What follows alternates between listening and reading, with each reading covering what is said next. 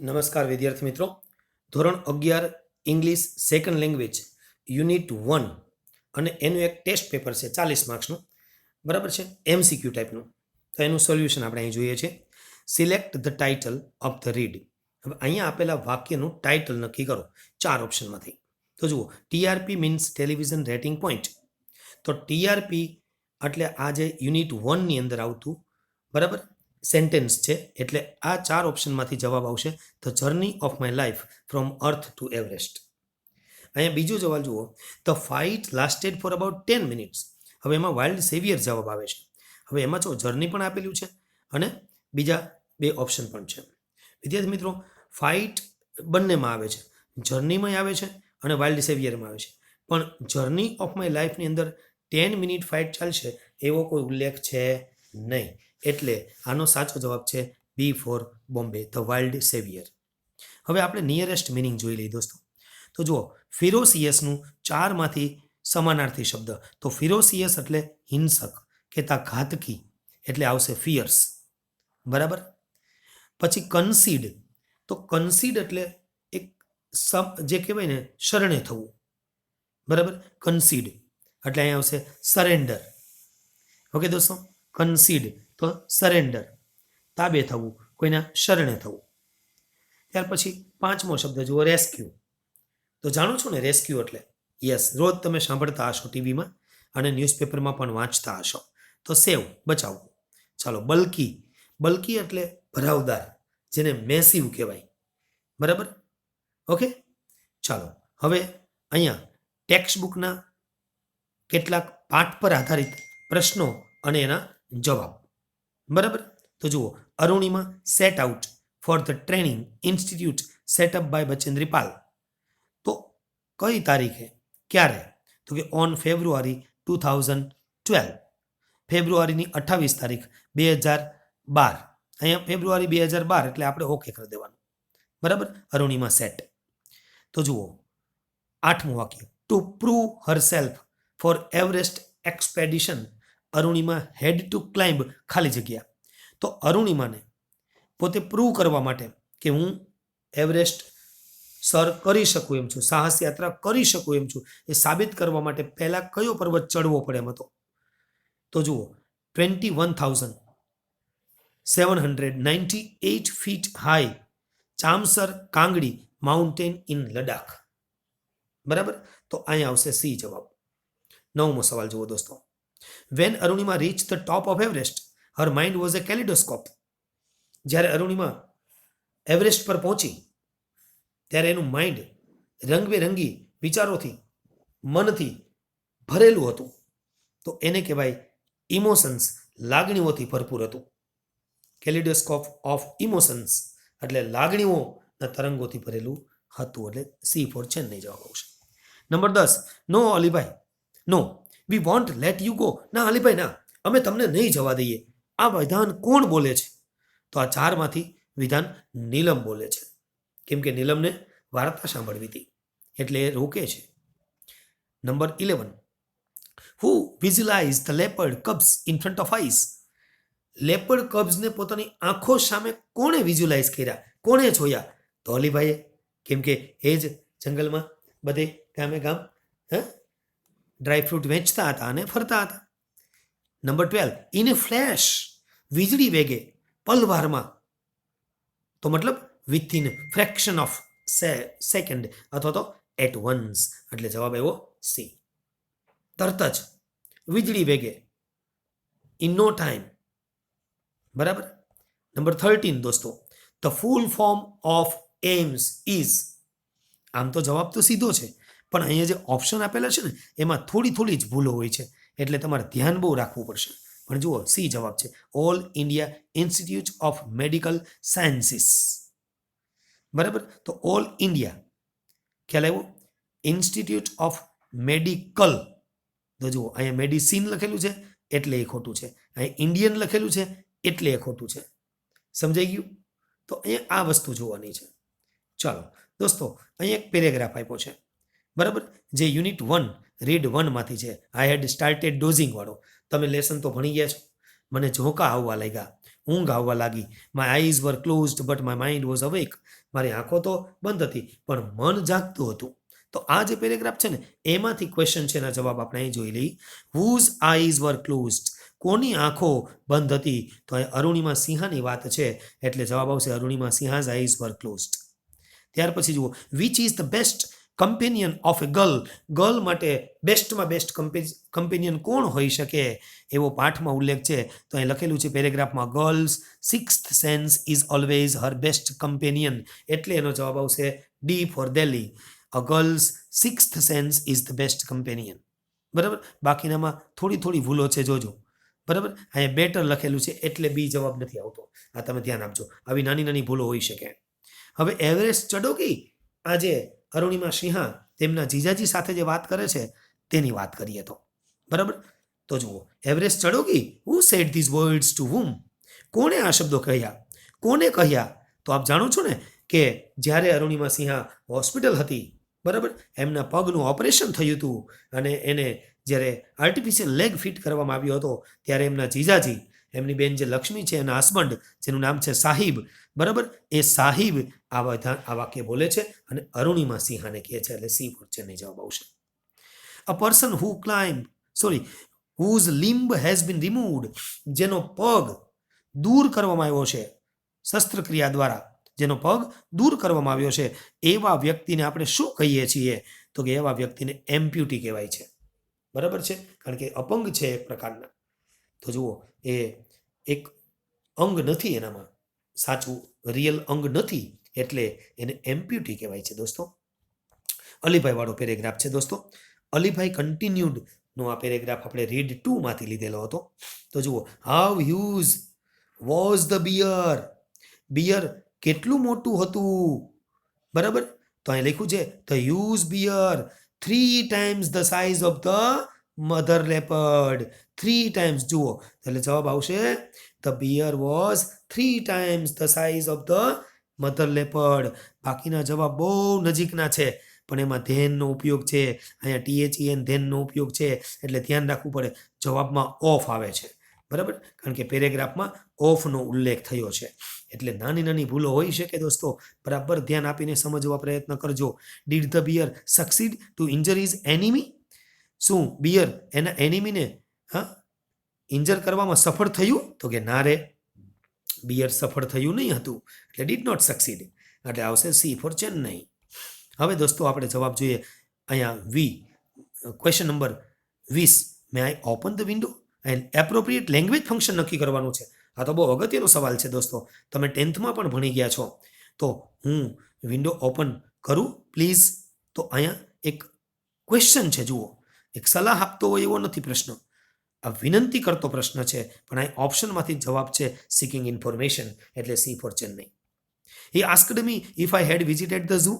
આ ઇનડાયરેક્ટ સ્પીચનું વાક્ય છે જેને દોસ્તો તમે જાણો છો ને કે આસ્કડ વાળું કે ટોલ્ડ વાળું વાક્ય હોય તો આપણે એને રિપોર્ટિંગ કે ઇનડાયરેક્ટ સ્પીચ કહીએ છીએ એટલે જવાબ આવશે એપલ, એ ફોર રિપોર્ટિંગ. નંબર 22 જુઓ, you should avoid eating sweets. તમારે મીઠાઈઓ ખાવાનું ટાળવું જોઈએ. અહીંયા જુઓ, સલાહનો ભાવ છે. શુડ, ઓટ ટુ અને હેડ બેટર. તો અહીંયા સી આવશે, ગિવિંગ એડવાઇસ. હવે 23મું વાક્ય જુઓ, he went to the bank in order to withdraw the money. વિદ્યાર્થી મિત્રો, ઇન ઓર્ડર ટુ સાથે મૂળરૂપ કે વિથ વ્યૂ ટુ સાથે આઈએનજી હોય કે સો ધેટ કે ઇન ઓર્ડર ધેટ આપ્યું હોય ત્યારે આપણે એને પર્પઝ કહીએ છીએ, ઇન્ટેન્શન કહીએ છીએ એટલે જવાબ આવશે એ ફોર એપલ. બરાબર, શોવિંગ પર્પઝ. 24મું વાક્ય જો, ઇવન ઇફ યુ રન, તમે દોડશો તેમ છતાં પણ યુ વિલ બી લેટ, તમે તો લેટ પડશો. તો ઇવન ઇફ, ઇવન ધો, ઇફ અને ધો, બરાબર, આ બધા છતાં પણ જેવા કોન્ટ્રાસ્ટ બતાવે છે દોસ્તો. એટલે ધો, ઓલ્ધો, ઇવન ધો અને ઇવન ઇફ આ ચાર એકબીજાના સમાનાર્થી શબ્દ છે અને શોવિંગ કોન્ટ્રાસ્ટમાં આવે છે એટલે અહીંયા કોન્ટ્રાસ્ટ બતાવે છે એટલે આવશે સી ફોર ચેન્નઈ. વિદ્યાર્થી મિત્રો, મોસ્ટ એપ્રોપ્રિએટ રિસ્પોન્સ, આપેલા 4 રિસ્પોન્સમાંથી એક નક્કી કરો પણ કોષમાં આપેલું હોય તે. તો જુઓ, Daksha, do you know why Alpa went to America? Alpa America શા માટે ગઈ? તો અહીંયા એક્સપ્રેસિંગ પર્પઝ, તો પર્પઝ અહીંયા જોવાનો છે. તો પર્પઝ બતાવતું હોય એવું વાક્ય 4 માંથી કયું છે? તો કે so that she could earn money. આ સાચો જવાબ આ છે. સો ધેટ સાથે કરતા મોડલ ઓક્ઝિલરી કાર્ડ પ્રમાણે, બરાબર, અને મૂળ રૂપ. તો આ રીતે સાદા ભૂતકાળનું વાક્ય છે એટલે એ ફોર એપલ જવાબ આવશે જે પર્પઝ બતાવે છે. ચલો 26મોમાં ટ્રાય કરો. Amol. Dear, which mobile phone will you buy? IPhone or Samsung? અહીંયા શોવિંગ કમ્પેરિંગ કહે છે કે કમ્પેરિઝન બતાવો, તુલના કરો. તો અહીંયા જવાબ તુલના માટે 4 ઓપ્શનમાંથી સી ફોર ચેન્નઈ નજીકનો છે. તમે જોઈ લો, iPhone is better than Samsung. એટલે અહીંયા બેટર ધેન એટલે કમ્પેરેટિવ ડિગ્રી છે. એટલે દોસ્તો આ 4માંથી એ જવાબ આવશે. તમે બાકીના જવાબ ચેક કરજો. બરાબર. 27. A student, sir I can't solve this sum. Sir મારાથી આ સોલ્વ નથી થતો દાખલો. તો સજેશન કહે છે, સૂચન કરે છે. તો અહીંયા શું સલાહ આપે છે, શું સૂચન કરે છે ટીચર? તો અહીંયા જુઓ, you had better contact your maths teacher as early as possible. તો જવાબ આવશે એ C for Chennai. C for Chennai. Had better, should અને ઓટ ટુ આ સજેશન માટે વપરાતા શબ્દો છે દોસ્તો. જાણો છો ને? યસ. ચાલો 28મું જુઓ. Ashok said how much efforts were done by Mumbai Indians. Mumbai Indians દ્વારા કેટલા પ્રયત્ન કરવામાં આવ્યા હતા? What was the his result? તેનું પરિણામ શું આવ્યું? હવે અહીં તમારે કોન્ટ્રાસ્ટ બતાવવાનો છે. 4માંથી કોન્ટ્રાસ્ટ દર્શાવતું વાક્ય કયું છે?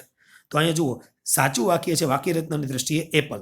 Mumbai Indian tried hard but could not win the match. કારણ કે કુડ નોટ અને વિન પાછું આવવું પડે. બરાબર. અને કાર્ડ પ્રમાણે કુડ નોટ શું કામ હતું કે અહીં ટ્રાઈડ લખેલું છે એટલે ત્યાં કુડ નોટ આવવું પડે. બરાબર છે. અને બટ તો એ કોન્ટ્રાસ્ટ બતાવે છે. સમજાઈ ગયું? એટલે આ બંને બાજુ કાર્ડનું પણ બેલેન્સ છે અને કોન્ટ્રાસ્ટ પણ છે. ઓકે. એટલે એપલ જવાબ આવ્યો. ચલો 29માં જુઓ. Kapil she is not seen anywhere. How long has she been playing? Mansi. તો માનસી એનો જવાબ આપે છે ડિસ્ક્રાઇબિંગ ટાઈમ. સમય બતાવો તમે. ચાલો, હાઉ લોંગ સમય બતાવવા માટે પ્રશ્ન પૂછ્યો છે. તો how long she has been playing, કેટલા સમયથી રમી રહી છે?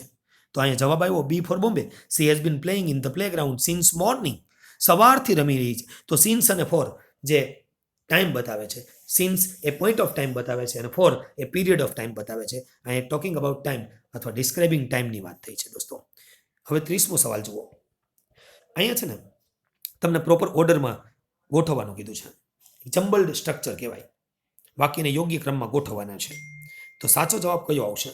તો અહીંથી જવાબ ચાલુ થશે અનલેસથી, કારણ કે આ શરતી વિધાન ઇફ અને અનલેસનું છે. તો જુઓ શું આવશે. તો કે unless she puts on a coat. જો તેની કોટ નહીં પહેરે તો શું થશે? તો કે she will catch a cold. તેને શરદી થઈ જશે. એટલે બંધ બેસતું વાક્ય છે. અહીંયા એ સી ફોર ચેન્નઈ પ્રમાણે ગોઠવો તો થશે. ચાલો 31 નંબરમાં ટ્રાય કરો છો. તો જુઓ 31 નંબરમાં જવાબ થશે છતાં પણ છે. કોન્ટ્રાસ્ટ બતાવે છે. એટલે ધો હી ઇઝ શું આવ્યું? Though he is poor. તે પુઅર છે તેમ છતાં પણ. બરાબર. He is always neatly dressed. તેણે પોશાક એકદમ સુઘડ પહેરેલો હોય છે. બરાબર. 32 નંબરમાં જુઓ. એમાં વાય રીઝન બતાવે છે. જુઓ, કારણ બતાવે છે. તો પ્રશ્ન વાક્ય છે એટલે શું આવશે? Do you know Y he is laughing. શા માટે તે હસે છે? એટલે એ ફોર એપલ જવાબ આવ્યો. બરાબર. ચાલો 33 નંબરમાં લક અજમાવો દોસ્તો. કમ્પ્લીટ ધ સેન્ટેન્સ તમારા માટે કામની વસ્તુ છે. સુરત ઇઝ ઓલ્ડર ધેન ખાલી જગ્યા. Showing comparison. એટલે અહીં જુઓ કોષમાં આપેલું છે કમ્પેરિઝન બતાવો. તો તમારે ઓલ્ડર ધેન એટલે કમ્પેરેટિવ ડિગ્રી થઈ. એટલે હવે એની અધર તો ટાઉન્સ ના આવે. બરાબર. મેની અધર તો એમાં પાછું એક વચન ના આવે. અહીં મોસ્ટ અધર તો એમાં એક વચન ના આવે. એટલે મેની અધર ટાઉન્સ તો મેની અધર એ છે અને ટાઉન્સ બહુવચન એ છે. એટલે આ પ્લુરલની ડિગ્રી છે. એટલે જવાબ આવશે ડી ફોર દિલ્હી. બરાબર. ધ્યાન રાખજો, કારણ કે એની અધર એક વચન બતાવે છે. ઓકે. ચાલો 34 નંબર જુઓ. ઇફ યુ વર્ક હાર્ડ ખાલી જગ્યા. હવે કન્ડિશન એક્સપ્રેસિંગ કન્ડિશન છે. અહીં કન્ડિશન પ્રેઝન્ટ અને કન્ડિશન ફ્યુચર. એટલે એ કન્ડિશન સાદી કન્ડિશન છે. જુઓ તો અહીં લખ્યું છે ઇફ યુ વર્ક હાર્ડ. તો અહીંયા વર્તમાન કાળ છે. તો જ્યારે ઇફ અનલેસ સાથે વર્તમાન કાળ હોય ત્યારે બીજા વાક્યમાં ભવિષ્ય કાળ કે મોડલ હોય છે. તો અહીં જવાબ આવશે apple. You will get better reward. બરાબર. યુ વિલ સાથે ગેટ મૂળરૂપ આવવું જોઈએ. બરાબર. એટલે અર્થપૂર્ણ પણ છે અને વાક્ય રચનાની દ્રષ્ટિએ પણ સાચું છે, જ્યારે આમાં ભૂલો છે. બરાબર છે. 35 નંબર જુઓ. Don't talk loudly. મોટેથી ના બોલો. Indicating time. હવે સમય દર્શાવતું વાક્ય આપો. તો ડોન્ટ ટોક લાઉડલી. ક્યારે ન બોલો? તો કે while the test is being conducted. Passive વોઇસમાં છે. જ્યારે ટેસ્ટ કન્ડક્ટ થઈ રહી હોય, ટેસ્ટ શરૂ હોય ત્યારે કોઈના દ્વારા જુઓ ત્યારે વાતચીત ના કરો મોટેથી. ટેસ્ટ ચાલુ છે એટલે ટેસ્ટ કર્મ છે એટલે પેસિવ વોઇસમાં જ જવાબ આવવો જોઈએ, એટલે એપલ પણ નહીં આવે. બરાબર છે, સમજાઈ ગયું. અને વર્તમાન કાળ છે એટલે અહીંયા વર્તમાન કાળમાં જ જવાબ આવશે, એટલે વર પણ નહીં આવે અને વોઝ પણ નહીં આવે. એટલે બંને ઓપ્શન એટલા માટે નથી આવતા. ઓકે, ચાલો 36 નંબર જુઓ. I don't like fast food. મને ફાસ્ટ ફૂડ પસંદ નથી, તો મને ઓલ્ટરનેટિવ ચોઇસ શું હોઈ શકે? તો અહીં જવાબ આવશે ઓલ્ટરનેટિવ ચોઇસ એટલે આઈધર ઓર, નાઈધર નોર, અથવા ઓર, બી વિકલ્પ. તો I will take either soft drink or ice cream. Soft drink અથવા તો આઈસ્ક્રીમ લઈ લઈશ, પણ મારે ફાસ્ટ ફૂડ કંઈ લેવું નથી. ઓકે દોસ્તો, તો અહીં જવાબ આવ્યો સી ફોર ચેન્નઈ. હવે 37માં વિદ્યાર્થીઓ અહીંયા કરેક્ટ ક્વેશ્ચન શોધવાનો છે. અંડરલાઈન કરેલા ભાગ જવાબ તરીકે આવે એવો સાચો પ્રશ્ન શોધો. જેમ કે Arunima Sinha was A national level volleyball player. તો હવે જુઓ, નેશનલ લેવલ વોલીબોલ પ્લેયર જવાબ તરીકે નીકળે એવો સવાલ ગોતવાનો છે. સવાલ ભલે બધા સાચા હોય, તો અહીંયા જવાબ આવશે D. What was Arunima Sinha? તો અહીંયા વ્યવસાય જાણવા માટે ડી થી પ્રશ્ન પૂછ્યો. ચાલો, Alibhai went from village to village to sell apricot, herbs and precious stones. તો જુઓ, અહીંયા હેતુ બતાવ્યો છે કે ભાઈ વિલેજ ટુ વિલેજ જતા હતા, શા માટે? બરાબર, તો ટુ અને મૂળરૂપથી જ્યારે કોઈ પણ અંડરલાઈન કરેલી હોય ત્યારે હેતુ દર્શાવે છે, એટલે જવાબ વાય થી બનશે, કારણ દર્શાવે છે. એટલે why did Alibhai go from village to village? તો ડીડ આવ્યું અને ડીડ સાથે મૂળરૂપ ગો આવ્યું, કેમ કે સવાલમાં વેન્ટ છે. એટલે ધ્યાન રાખવાનું, સાદા ભૂતકાળનું વાક્ય હોય તો ડીડ અને મૂળરૂપથી પ્રશ્ન બને. બરાબર, તો આ રીતે બનાવવાનો. ચાલો, અરુણિમા રીચ ઉત્તરકાશી ક્વિકલી. તમે બરાબર યાદ હશે, જુઓ ક્વિકલી શબ્દ એડવર્બ છે, ક્રિયા વિશેષણ છે, એટલે મેનર બનાવે છે. અને એ ક્વિકલી જવાબ કાઢવો હોય તો આપણે સવાલ હાવથી પૂછવો પડે, કેવી રીતે પહોંચ્યા એમ. તો how did Arunima reach Uttarkashi? એટલે જવાબ છે B for Bombay. How did Arunima reach? બરાબર, ડીડ સાથે મૂળરૂપ. રેડી? 40 નંબર જુઓ. Arunima Sinha arrived at base camp on 11th April 2013. તો અરુણિમા સિંહા બેઝ કેમ્પ પર પહોંચ્યા. હવે તમને જવાબમાં આપ્યું છે એટ બેઝ કેમ્પ, જે સ્થળ દર્શાવે છે, અને સ્થળ કાઢવું હોય તો સવાલ વેરથી પૂછવો પડે, એટલે જવાબ છે A for apple. Where did Arunima arrive on the 11th April 2013? Okay દોસ્તો, તો આ સાથે આપણે અહીંયા એક યુનિટ 1નું ક્વેશ્ચન પેપર સોલ્યુશન સાથે પૂરું કરીએ છીએ. આશા રાખીએ કે તમને કંઈક આમાંથી શીખવા મળશે અને બીજી એવી પરીક્ષાઓમાં તમે એ ધ્યાન આપશો. ધન્યવાદ. જય હિન્દ, જય ભારત. તમને ગમે તો શેર કરજો, લાઈક કરજો. ઓકે દોસ્તો, થેન્ક યુ.